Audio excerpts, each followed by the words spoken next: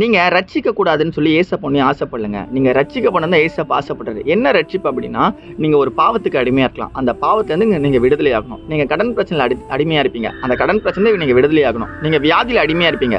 அந்த வியாதியிலேருந்து நீங்கள் விடுதலை ஆகணும். உங்கள் வாழ்க்கையில் ஒரு விடுதலை வரணும்னு தான் ஏசப்பா உங்களுக்கு விரும்புகிறாரு.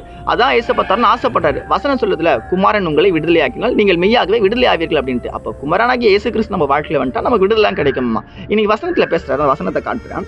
ஏசாயா 59வது அதிகாரம் 1ஆம் வசனத்துல, இதோ ரட்சிக்கக்கூடாதபடிக்கு கர்த்தருடைய கை குறுக்கி போகவும் இல்லை, கேட்கக்கூடாதபடி அவருடைய செவி மந்தமாகவும் இல்லைங்க. அதாவது என்ன விஷயம்னா, என் கையை நான் அப்படியே அமைக்கல, நீ ரட்சிக்க கூடாது அப்படின்ட்டு. அதாவது நீ ரட்சிக்கப்படணும். அது எப்படி ரட்சிக்கப்பட முடியும்னா, நீ மனம் திரும்பணும். மனம் திரும்பாம அதே பாவத்தை அதே தப்பை மறுபடியும் பண்ணா எப்படி?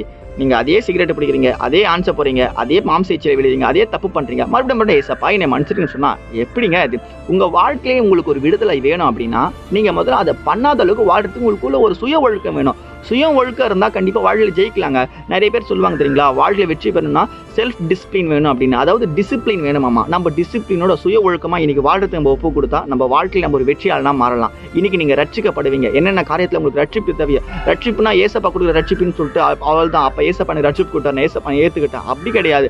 ரட்சிப்புனா உங்களுக்கு பாவத்துலேருந்து ஒரு விடுதலை கண்டிப்பாக இப்போ வேணும். அந்த விடுதலை ஏசப்பா தரத்துக்கு தயாராக இருக்காரு. அதை நீங்கள் பெற்றுக்கொள்ளணும்னா நீங்கள் இப்போவே மனம் திரும்புங்க. இந்த வார்த்தையை விசுவாசிக்கிறீங்கன்னா ஆமேன் போட்டு நண்பர்களுக்கு மறக்காம ஷேர் பண்ணிட்டு முடிஞ்சா ஃபாலோ பண்ணிட்டு போங்க. கர்த்தர் நல்லவர், உங்களை ஆசீர்வதிப்பார். God bless you. ஆமென்.